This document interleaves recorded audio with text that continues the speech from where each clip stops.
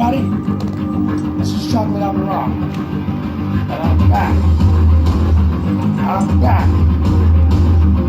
For another class. This class is about elementary genocide. To our children. Remember that. To our children. Everybody, this is Chocolate AMUN-RA. I'm back, just in case if you didn't hear me, with that awesome music background. Okay? If you didn't see it, I'll show you again. This is a class where it starts. For those who didn't see the post that I put up earlier, this is based on the elementary genocide. If you don't know what that means, it's quickly, I'm just going to do a little capture, and that's it. Because I want you to enjoy most of the documentary. It's going to be in parts. So, elementary genocide to our people based on how a lot of our children, or once we was youth, got in trouble. And listen here. I want you to do your research. I want you to get your pencils, your papers. Pay attention. These are the things that we don't talk about on a regular. These are the things that we seem to skip around. But we need to stop paying attention because too many of our children are wind up in the penitentiary. And when they get in the penitentiary, their lives change forever. Let's get into this documentary. Let's enjoy. Let's get educated. Peace, y'all.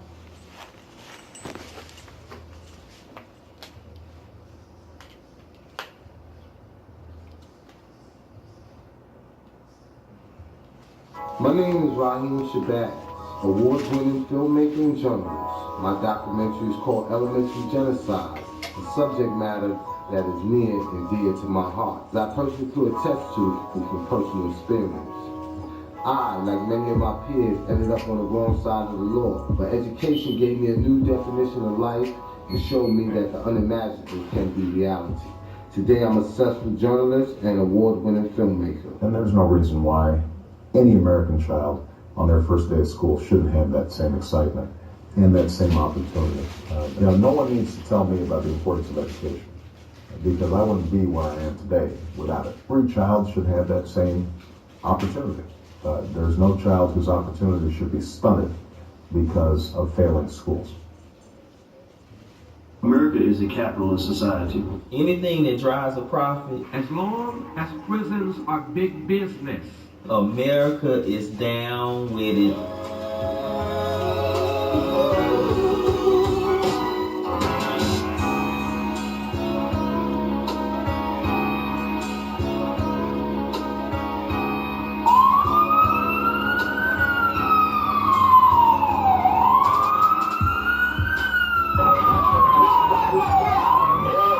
Black children in the Washington, D.C. area are suspended or expelled 2 to 5 times more often than white children.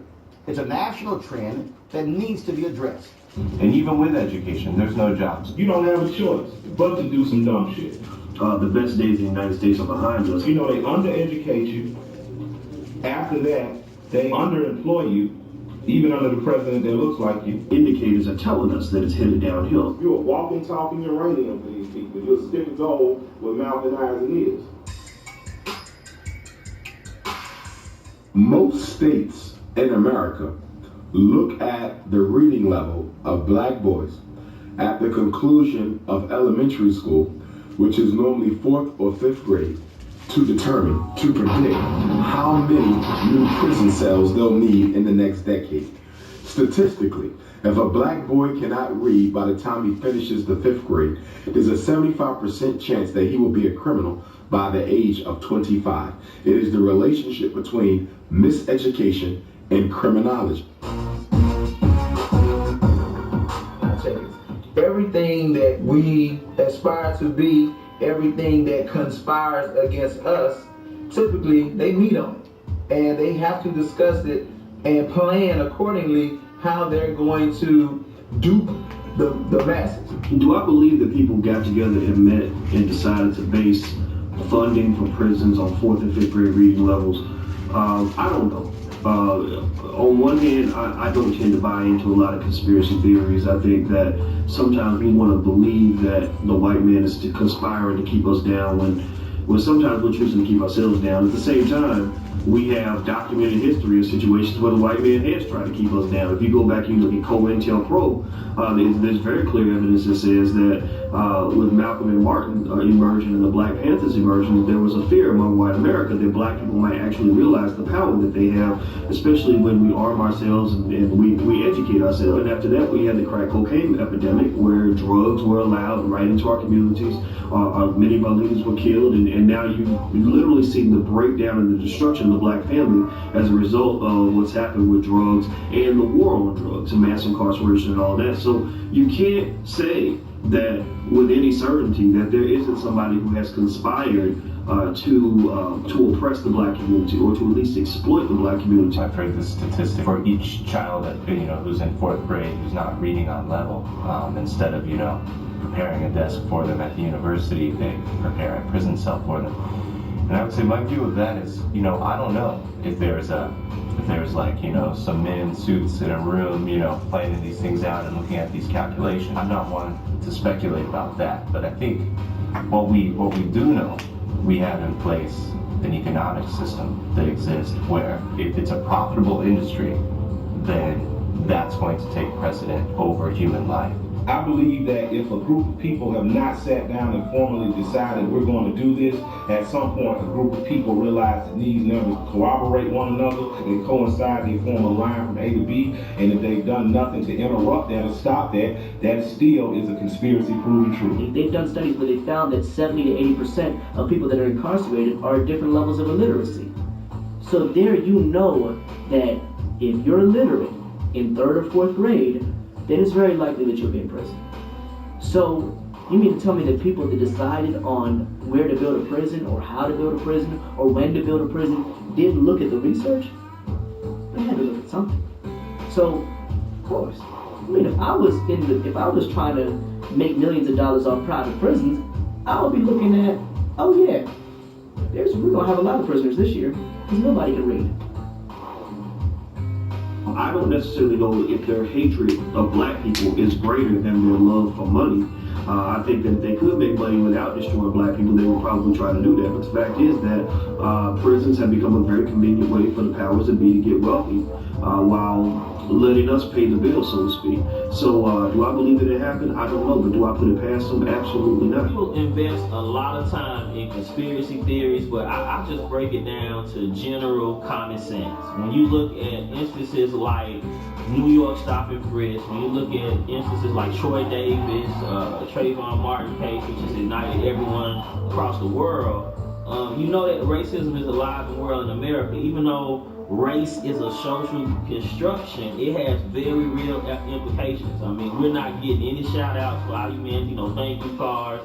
I mean, it's been proven throughout history and documented that when it comes to people of color and black folks, that America has problems caring about us.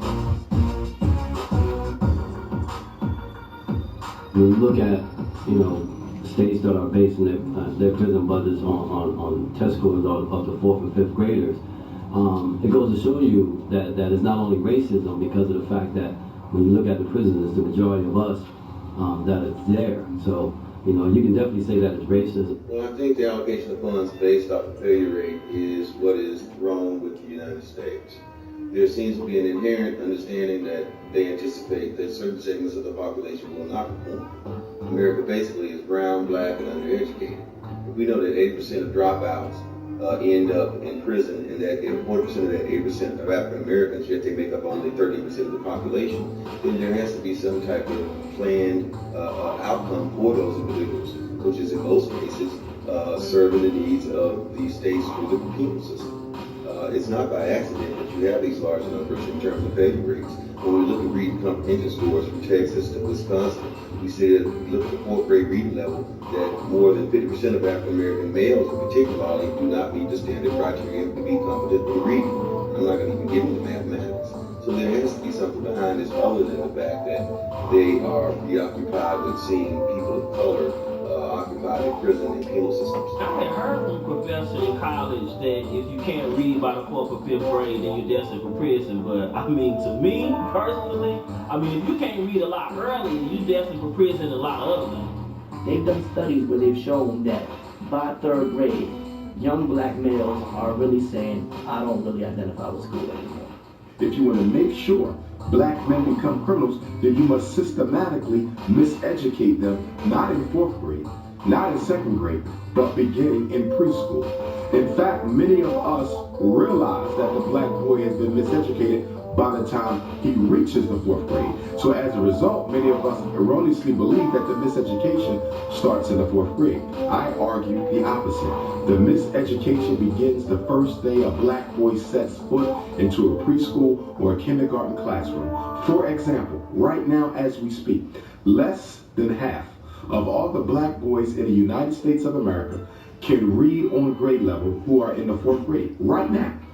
Less than half of all 4th grade black boys in the United States of America can read on grade level. So if we know that, the question becomes, where are these boys going to be?